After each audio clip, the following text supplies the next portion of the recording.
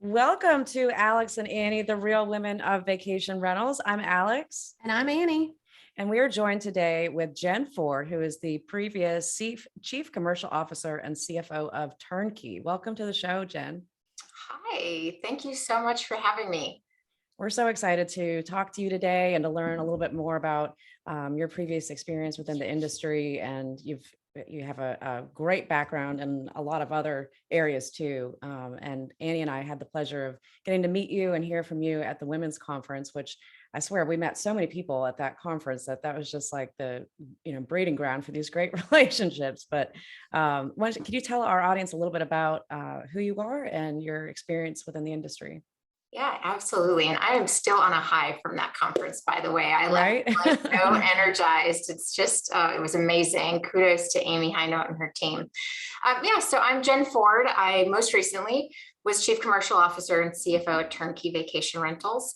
But that wasn't where my career in vacation rentals started. I actually have been in the industry for about the last 10 years. And so I spent about 5 years with HomeAway. I was part of their IPO team, worked there for several years. And then after working there, moved over to TurnKey to help lead that team and stayed on, was there during the process to be acquired by Vacasa and left shortly after. So I'm in transition now.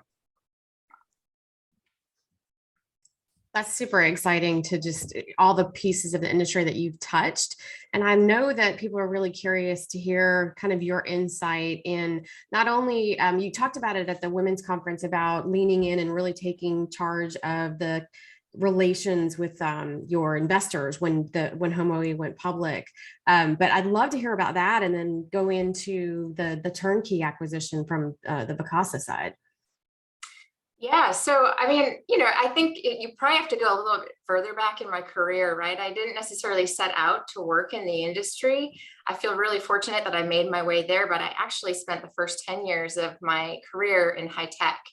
And I had a lot of really great experiences doing things that were challenging and taking on new roles that were growing and stretching me. I actually worked internationally quite a bit and lived in both Europe and Singapore. So I had a lot of great experiences, but what I found was that I never really connected with the products that we were selling.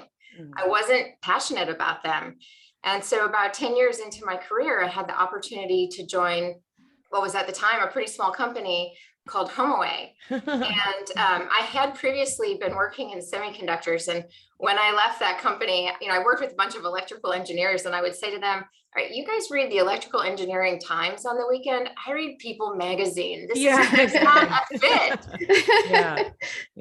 And so what HomeAway gave me was, a lot of really smart people and challenging roles, just like some of my past experience, but it brought me into an industry that I really connected with. And something that I loved. I grew up in Wisconsin in a home with 2 working parents and 4 siblings. We were essentially free range kids. We spent a lot of time outside, kind of doing our own thing and fending for ourselves. And my parents worked just a lot. And the one time they couldn't work was on vacation. They could not bring their work on vacation. And so my vacation memories are really, really special to me.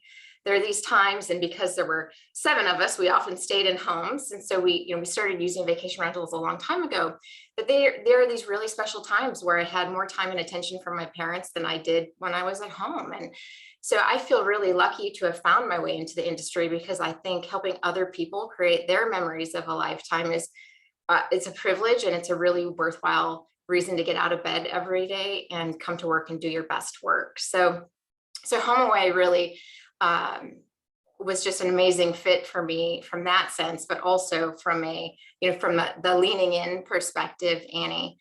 I took some roles there, or was actually offered roles. I didn't even necessarily see myself in the role, but the example I think I shared with you was that I had been doing finance kind of for the first 10 years of my career and was mostly internally focused. So internal customers, working with business partners, helping grow the business from an internal perspective.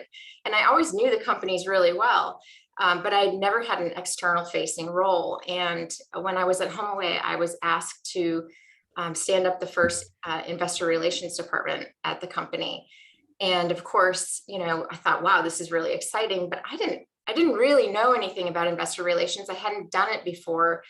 But when the CEO and the CFO asked me to do it, I thought there must be something that they see in me that I'm not seeing in myself right now. And I'm so very glad that I took that role because it was pivotal. I think it really changed the trajectory of my career. And I found out that, yes, it was very scary and I was quite uncomfortable for a period of time, but that's when you really grow. And that's when you become a better version of yourself. And so I'm super grateful for the time there. And I also just had a lot of fun. It was a great group of people, lots of smart people who taught me to think differently or challenged my way of thinking. And again, those aren't always comfortable times, but we did do it, I think, with a sense of humor and had fun. So I think it made it a really great environment. And, I feel really fortunate to have had that opportunity. I did actually leave after Expedia acquired HomeAway. And I left the industry for a period of time. I think sometimes the roles you don't take are as important as the roles you do take. And when I left HomeAway, I kind of had to make a decision about what sort of path I wanted to pursue at that time. And I really liked investor relations. It was so fun. I love talking about the industry, telling the story of the company, talking with really smart people who are asking great questions. And I liked the travel, actually. It was really fun. But I also wondered if I would still like it as much in 3 years if I woke up and I was still doing the same thing. And so instead, I actually joined a company called Snap Kitchen, which is a healthy prepared food company. And the reason I took that role was because it was a head of finance. And so I was going to be broadening my scope quite a bit and learning new things and being challenged in ways that I hadn't yet been challenged. And I think doing the thing that was less of a sure thing and less comfortable, again, is something that I think has been a really important key to my success in my career. I did take that role, which was somewhat uncomfortable because I was learning new things every day. I was out of my element, but I think it really set me up for success in the future. It's where I learned to be a CFO. And of course, as you know, I ended up at TurnKey shortly thereafter. And I think that without that interim step of working at Snap Kitchen, I probably wouldn't have been as good of a CFO at TurnKey. And I don't think I would have been able to take on broader responsibilities, which ultimately I did at TurnKey. And I think it was because I had that opportunity to learn. The other thing was it was a very complex business at Snap Kitchen. And as both of you know, vacation rentals, it's a pretty tough business with a lot of touch points and a lot of moving parts. And so I think having worked in a really tough environment just before coming over, it also helped, I think, prepare me for, some of the challenges that I would face. The Wild West you were about to enter. Working in property management, which is really different from what HomeAway is, right? HomeAway is essentially, digital commerce or at marketplace, right? And that's very different than on the ground. You're making sure the houses are clean. You're taking all the reservations. You're doing all the pricing. It's a very different kind of business, even though it's in the same industry. And so I'm very grateful for that interim step before I came over to TurnKey. But I came to TurnKey in 2017. Okay. Yeah, there's several things you said there that just stood out to me. One of which is that, there's a disconnect with what you were selling, right? But then with vacations, it is, we're all very lucky to be in an industry that it's not the worst thing we could be out there marketing, right? Like it's just every day, getting up. And I think we lose focus on what the purpose is of all of our jobs. And really that is, we're connecting families, we're connecting travelers with great places to stay. And when you get so tied up in your own role within a company, whether it's revenue management or marketing or accounting or whatever it is, it's easy to lose sight of, what the bigger picture is of what you actually do. Right. Vacations are not a super serious industry. It's serious, but it's a fun thing to come to work with every day.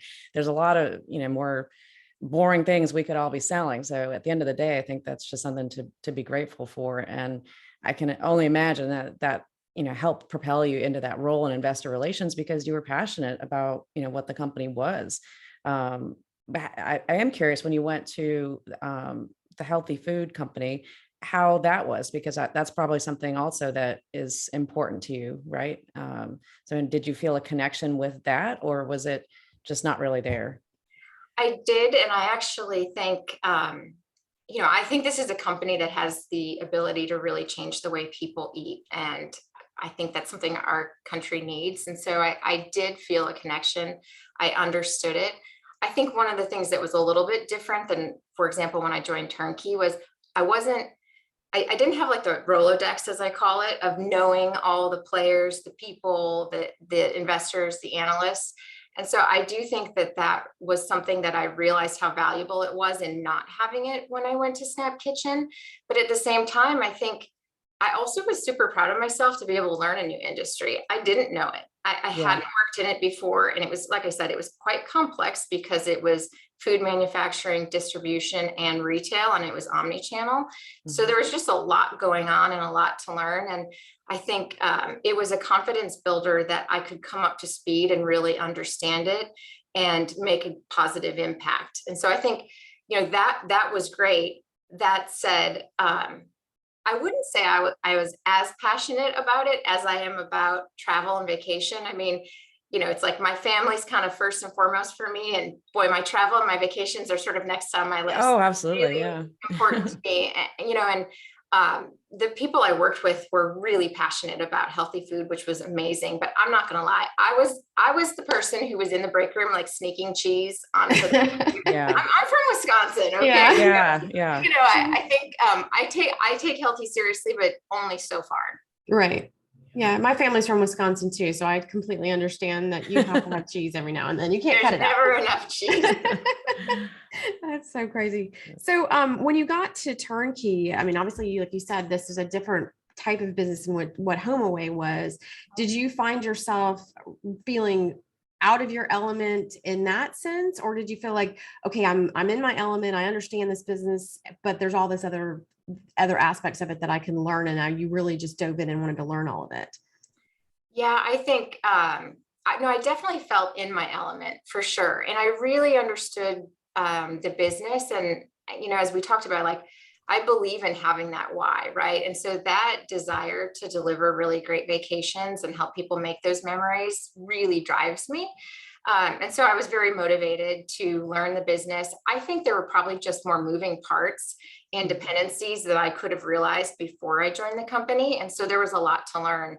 But I'm definitely like a hands-on type of learner. And so I really just dove right in and learned as much as I could and got to understand what all of those dependencies were. And so I think, one of the things I was able to bring to the company, and that I think is a reason that my role expanded later on, was, there's the CFO role, but a lot of what I did was kind of beyond that, or maybe not what you would normally see on paper. And that was really trying to take the strategy, the mission and the strategy of the company, and then turn it into a plan that could be operationalized so that every team understood what role they played in the company achieving its results. And then putting measurement behind it. I stood up the first business intelligence team at the company, which was something that was really fun and exciting to work on. And again, something that was new to me. But it was really important from my mind to say, okay, where do we want to go? Now, what are the steps we need to take, the plan we need to have in place to get there? And now how do we measure to see how we're tracking to that plan?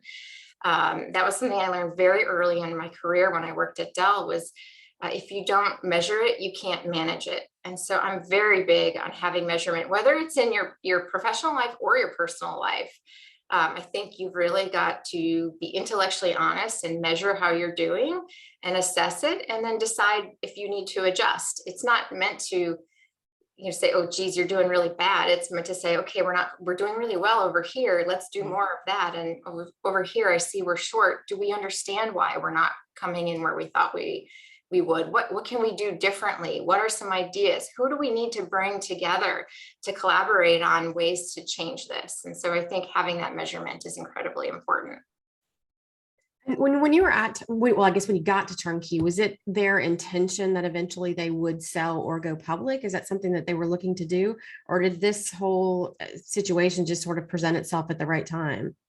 Yeah, with your that's passing? funny, because like any company I've ever worked at, I don't remember very many conversations at all about trying to optimize around a certain outcome.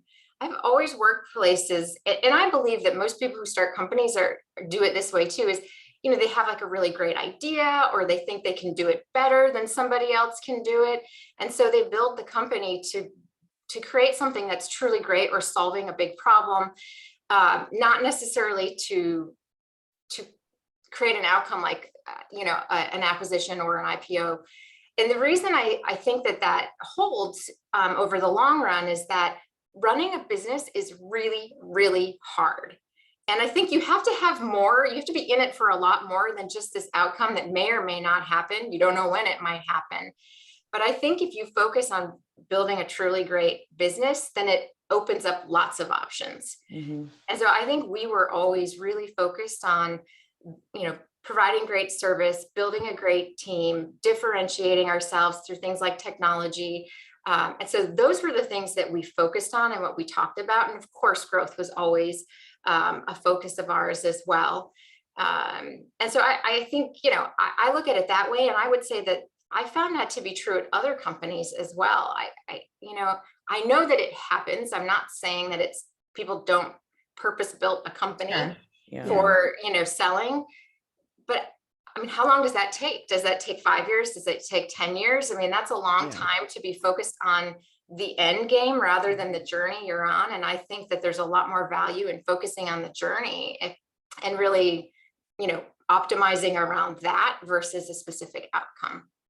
There's such a difference now too in our industry, because it's like most companies, like the one that I work for, Condo World, and several others that have been, legacy players in this business for so long, they go back 30, 40, 50 years. And at that point, the companies were not started with an end game in mind to sell out. So there's just so much now with the startup scene that I had to say to a vendor the other day, what is your exit plan, and will you still be around? I mean, because I'm buying into this company and your service because of you. Will you still be around in 2 years, 3 years?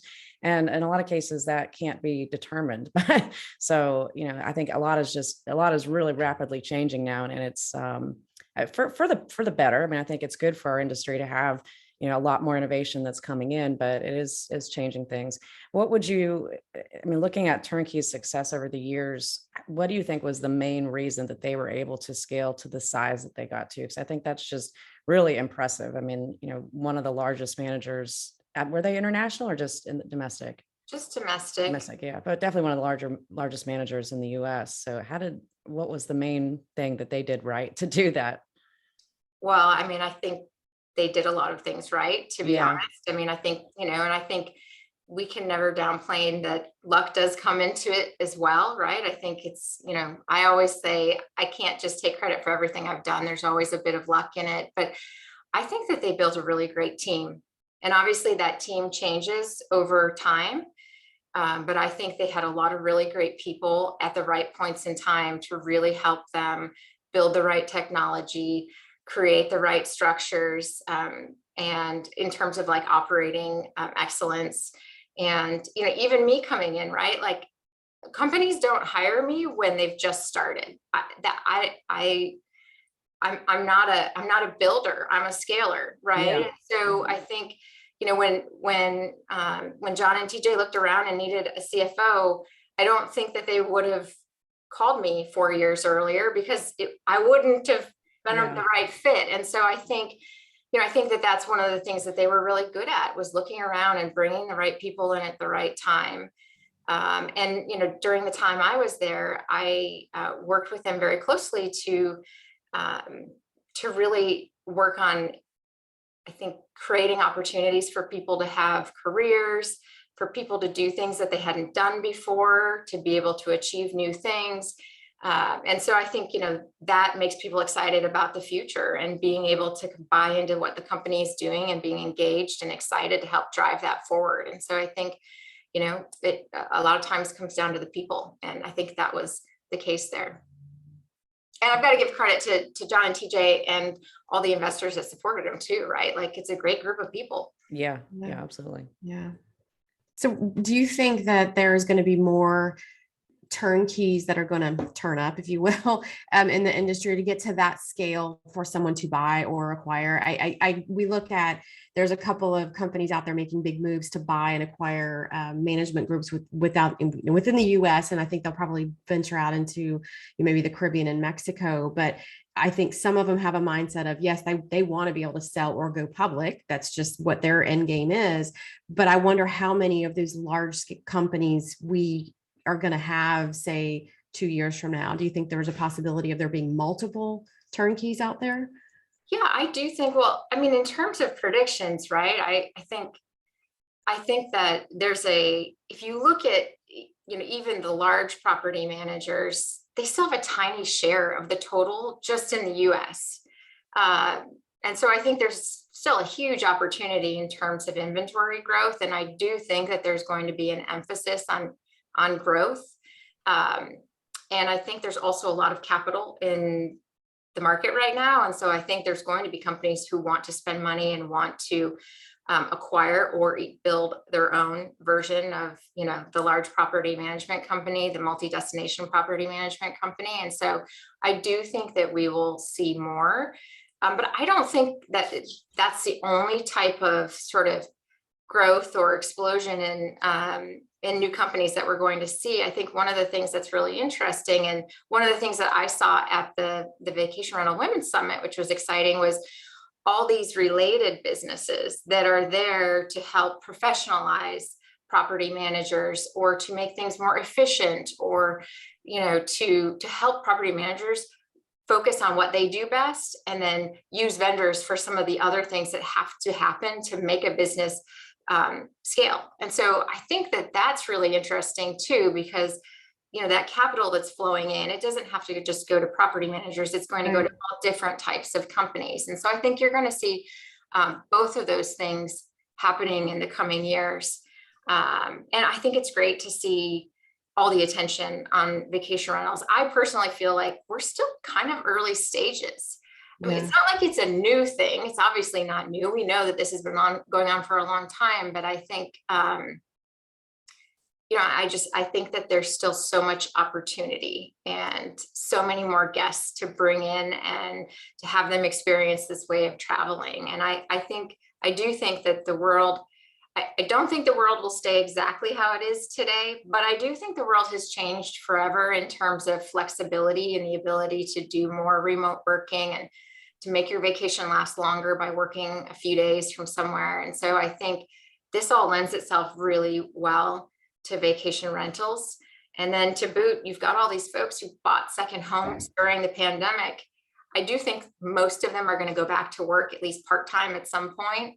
And I think that supply is going to come into the fold as well. And so, I see a lot of tailwinds for vacation rentals going forward. Yeah, I would agree with that wholeheartedly. And what we've been talking with other people that we've interviewed about the consolidation within the verticals, like you were just saying, that that's a really good thing for the industry, but it also can be a bad thing where if you consolidate too much and you start to lose the excitement around creating new technology because there's just so much sitting in one vertical that people are they're overrun with information or they just don't know what to do with it. So yeah, I do think that there's going to be more of it, and certainly it is exciting for what it's going to do for vacation rentals. And we joke about it all the time. We've been around forever, but it took the pandemic to really kind of give us the spotlight and the stage and the voice to get out there in front of everybody to say, hey, we're here and we are going to make your memories spectacular. So join us. And so it's really exciting to see where we go from here. Yeah. And I think, the major opportunity that everybody has at this point is to really hone in on brand, because at the end of the day, this is an industry that was built on, mom and pops, but yes, now the new wave of technology is coming in. But what we don't want to see happen, and we talk about this a lot on the podcast, is that our inventory is just 100% associated as an Airbnb. And that has happened to a great extent. But where I see the potential red flags with the consolidation is that if everything ends up going under Vacasa's umbrella or a couple of the big ones, it really goes in that direction, because those are companies that they're not pushing brand. They're certainly not to the extent that we do in our local markets. So, that's a risk for the industry as we move forward, that it just becomes so homogeneous across the board. But, I think for any property manager right now, the best thing they can focus on is their own brand and guest experience of why this is not just an Airbnb business. I know, Jen, when we had our pre-call, you said, from the outside, it looks like it's an easy business, right? Like we talked about earlier, it's fun. It's a nice thing to sell, but my gosh, I mean, the complexities that are behind this are, far more than most people would ever imagine. And it's because we're writing the playbook as we go in a lot of cases, food distribution or manufacturing, a lot of these things, these industries that have been around and have had that technology backing and funding for, significantly longer than vacation rentals have, it's a different atmosphere there. But I feel like, the entrepreneurial side of vacation rentals is still developing in so many ways that it's still a learn as you go type of business that, really, I think the managers that are going to excel, they're going to focus on brand and guest experience and then processes. And through that, the professionalization that comes from processes to, really streamline, what that experience is for guests. Yeah, I think, it's interesting because I think when you think about consolidation, I don't think it's going to be everything gets consolidated under one. And Yeah. if I compare to the hotel industry, for example, my last big trip before the pandemic, I took my family to Poland and we did a mix. We stayed in hotels. We were not staying very long in each location we went to, but we did a mix of boutique hotels. And then we did like one or two Marriott type, a big name hotel. And to me, like there's still a time when I want the name brand where I know really what I'm going to get. And then there's other times where I prefer the boutique, a little bit more local feeling, a little bit, more unique, right? And so I think there's room for everyone in the vacation rental space. And this is where I always say it is important to know who you are and to know what it is that you offer and how you differentiate. That's very important, and that's where brand comes in, Alex, I think is really being clear on what you offer and what that brand is. And so I think there's going to be room for everybody. There are going to be some PMs who want to get out and they're happy for their company to be acquired, of course, but I think there's going to be people who want to stay fiercely independent. And I think that's okay too. I definitely think it can work. And so I think what it comes down to is giving choice to the consumer. Right. I think there are times where you want one things and times when you want something different. It may feel better to know the brand of, that's overall the homes. But at the end of the day, we have a unique product, right? Like every home in itself is unique. When you look for a vacation rental, it's a different process than looking for a hotel. You're actually like looking at the bedding and the room configuration, and you're looking at things that are all kind of unique to that home. But I think if I take a step back, and it's not really about consolidation or being independent, and I just look what I think a big opportunity is, it does go to that professionalization or just certain standards, right? I feel like to bring more guests in who are used to staying in hotels, I think there are certain standards that can help elevate all vacation rentals, and it's just things like the way you enter the home, the type of bedding you offer, the starter amenities around, soaps and conditioners and all the little things, right? Like I do think if we can have some sort of like industry standard where you're going to at least have this when you go, I think that would be beneficial for the industry. Yeah, absolutely. I would love to see everyone go to the full white comforter sheet set on the beds like hotels have done, right?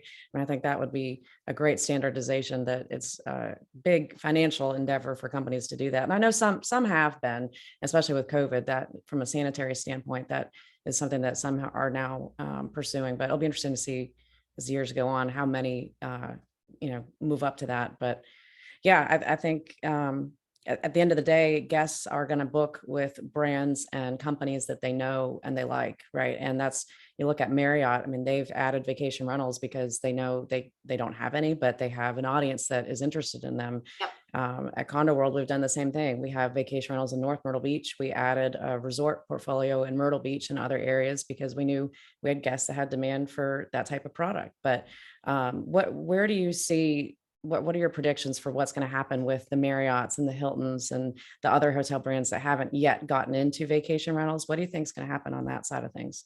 I think I'll be surprised if they don't get involved in some way. Yeah. I think I just saw an article recently, and I can't remember how many tens of thousands of properties Marriott now has, but it's obviously grown a lot in a short amount of time, and they seem pretty bullish on it. So I'll be surprised if others don't get involved. That said, it feels like Marriott has been by far the most successful. So, do they have a secret sauce, or is somebody going to come up with a different way of approaching it and getting into the market? So that'll be interesting to see. Mhm. Yeah, at Lexicon, we're working with Marriott to onboard properties now, and they are being very aggressive. And you're right, they're being bullish about it. I think they recognize that their Bonvoy membership is going to be their key to really getting people to sign up and also stay. I think if they're going to get people who maybe were reticent to stay in vacation rentals will now give it a try because they can use their points. So I think that the other groups will get into it.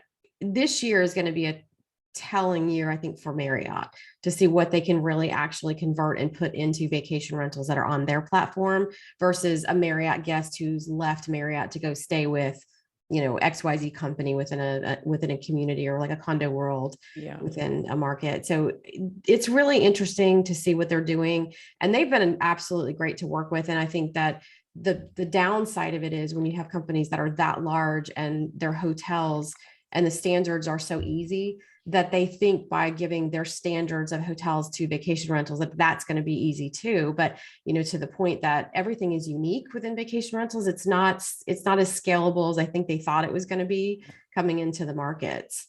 Yeah. I mean, I think this is part of why it looks like it should be easy on the outside. Yeah, right. Get in, Yeah. you're like, right. It's not actually easy. Yeah. Every single property is unique. Yeah.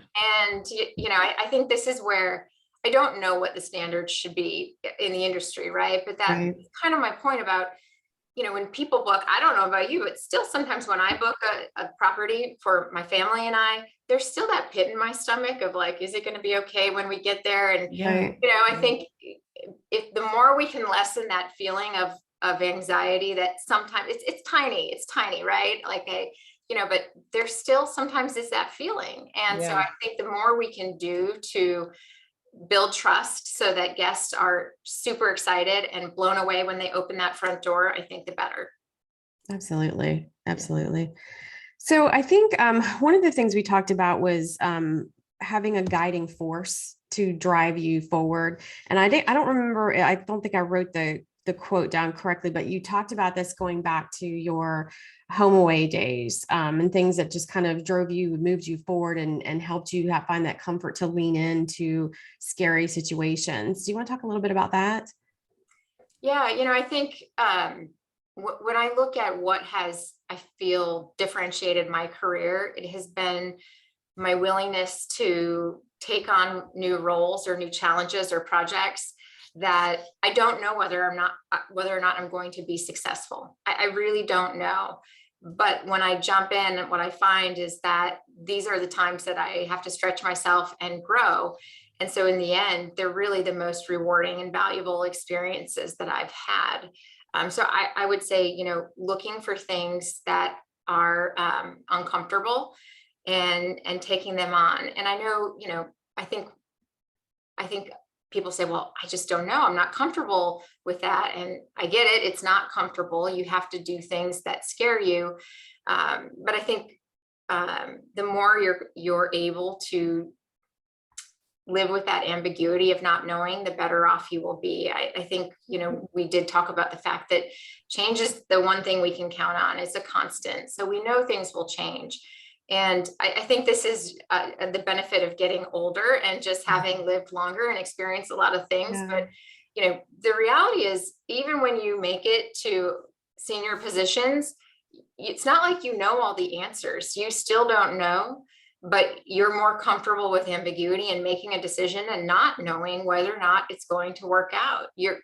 And I think part of it is, yes, you have experience and wisdom and other experiences that you're drawing from, but you also know that most of the time it works out. Yeah. It just does. And you might make a wrong decision and have to pivot, but it finds a way to work out. And I think that's key to remember is, You're not going to have all the answers. There's no 100% guarantee on anything. It's okay to make mistakes. You learn from them, you move on, you adjust. It's okay. And so I think, I think especially for women who often want to be 100% sure before they go do something, I really encourage them to do it when they're much less sure, and to learn from those experiences and to be more sure the next time. And not because they are sure the answer is the right one, but because they feel comfortable that it's going to work out. Yeah. And I think you're so right on that. And that's such a like connect the dots type of mindset that we've been noticing with all the guests that we've had recently. The women guests like yourself, we had Vered Schwartz from Guesty on recently, Ali Calametti, and everybody's kind of saying that same thing. I think it's such an important message for women and men in the industry to understand, is that, I mean, your life is about building up those confidence creating situations that you can remember back on, that, if you're applying for a new job or taking on a role that you haven't previously done, think back to the last time you did something like that and it worked out and you made it through, right? So it's like you have this catalog of experiences that you can remember and recall to catapult you further. But I think that's just, it's a trend that we keep hearing, and I love it. I think that's such a great message. And I think, one of the other things is it might not work out how you thought it would work out. Right. But it still worked out. You just learned something different or had a different outcome than you thought. For example, going back to my own career, I thought I was going to go work at Snap Kitchen for a long time. I was really excited to work with the PE firm that was invested in the company.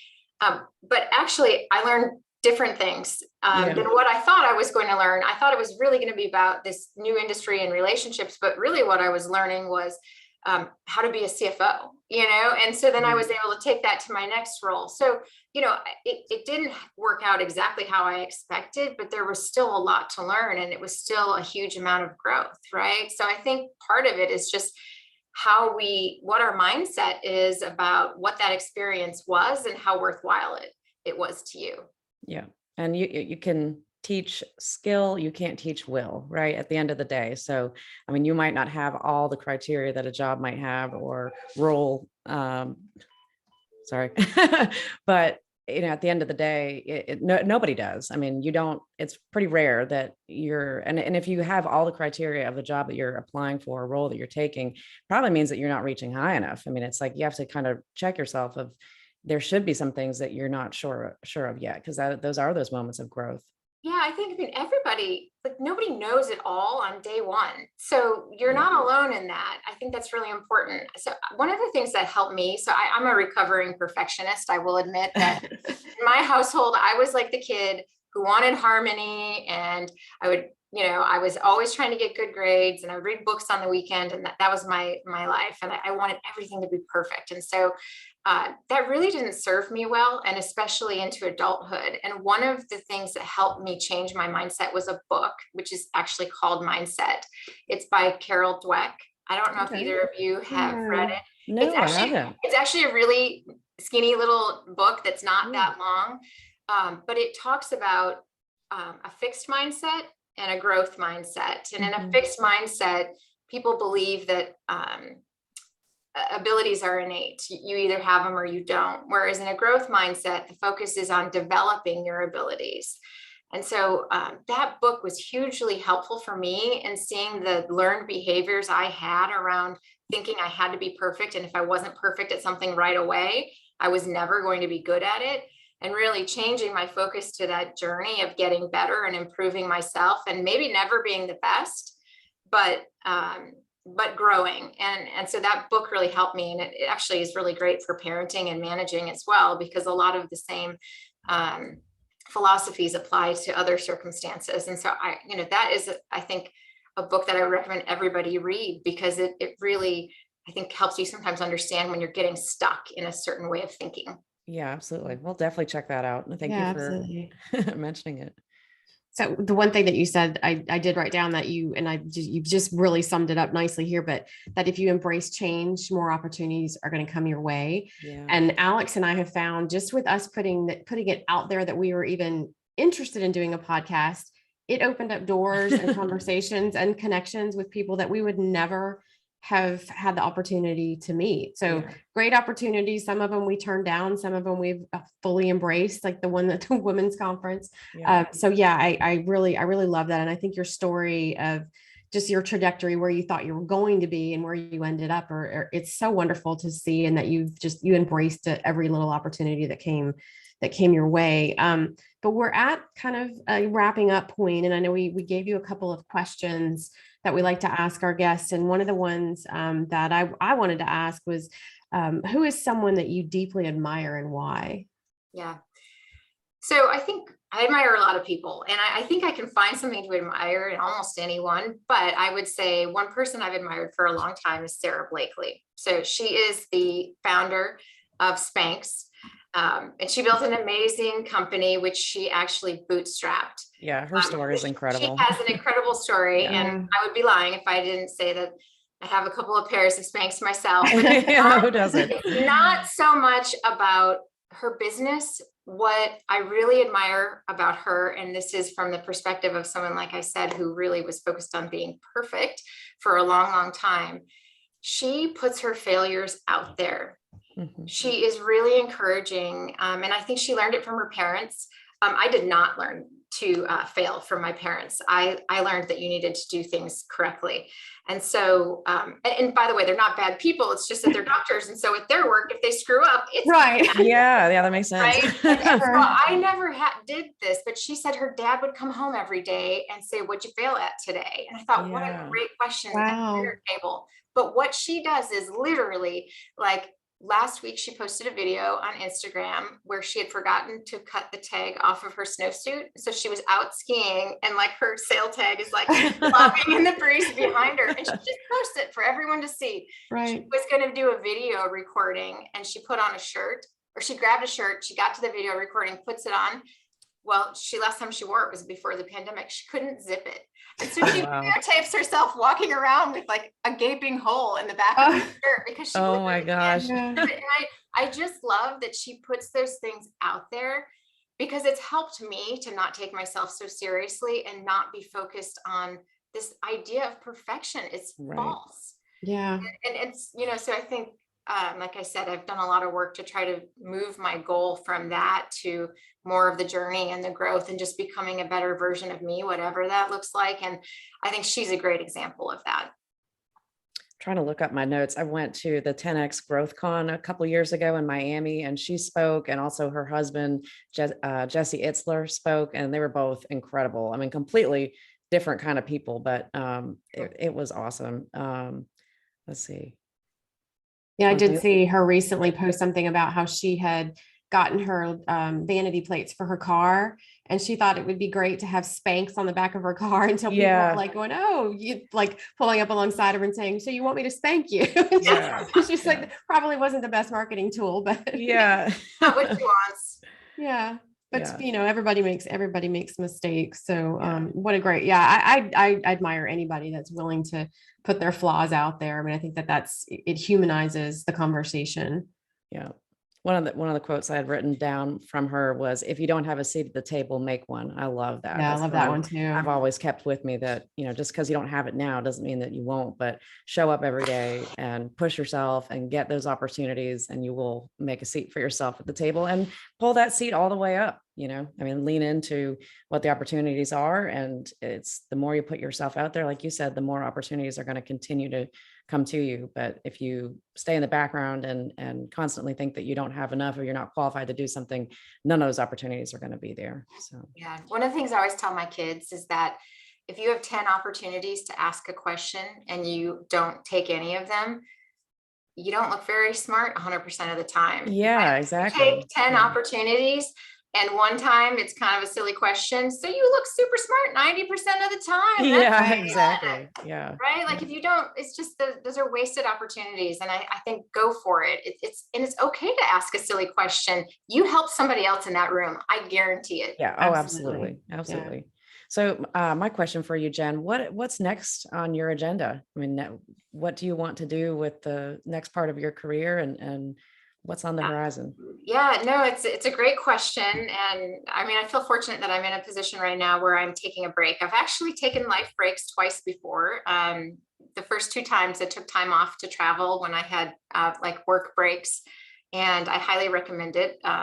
It's really a great time to re-energize and recharge and be excited about your next step in your career. But I would say, at this point, I'm not taking the time so much to travel. I'm really taking it to be very intentional about what I do next. I think I want to make sure that the next 20 years look how I want them to look and aren't just a continuation of the last 20 years. Not that the last 20 were bad. I just want to make sure I'm heading in the direction that I really want to. Yeah. So I'm taking time to really be intentional about writing down my values and what I want to do next professionally, how I want to spend time with my family and making sure that they're a priority.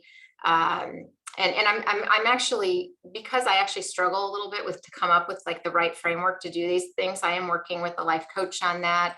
So I'm using resources to make sure that I'm accountable to them in terms of being intentional. But, I think I hope that my next steps professionally include taking my knowledge and helping other companies be successful. I was really energized at the women's conference, just talking to people who were starting companies or running companies, and I loved hearing about that. So I hope that I can help in some sort of advisory or board capacity to some of those companies, because I'm really excited about what I see out there. And so that's something that's on my agenda. And of course, I'm sure there'll be another full-time role for me sometime in the future, but hopefully not in the near term. And again, I say that because I think I need this time to sort of reset and be intentional about where I go from here. Yeah. Well, we hope that you find the perfect opportunity, but that we don't lose you as an industry, right? Absolutely, Because yeah. you're incredibly talented, participant, and we just wish the best for you going forward. So please keep us in the loop on what goes on, and best wishes for the new year. But thank you so much for being here with us today. We have enjoyed speaking with you and learning more about you, and you're just such a positive force within the industry. Even though you're outside right now, you're on the sidelines, but we're excited to hopefully have you come back on the front lines when it's right for I you, hope right? so. Yeah, I hope so. Yeah. And thanks to both of you for doing this. I think this is such a great way to educate people and expose new ideas in the industry. It's really great. Well, thank you. Thank you. We're What's the having a best good way time. for our listeners to contact you? I think probably through LinkedIn. Okay. Okay. Awesome. We'll include a link to your profile in the show notes. Jen, again, thank you so much. We've truly enjoyed it. Best wishes for 2022. Yeah. Thank you, Jen. One. Awesome. Thanks, Thanks, everybody. See you next time.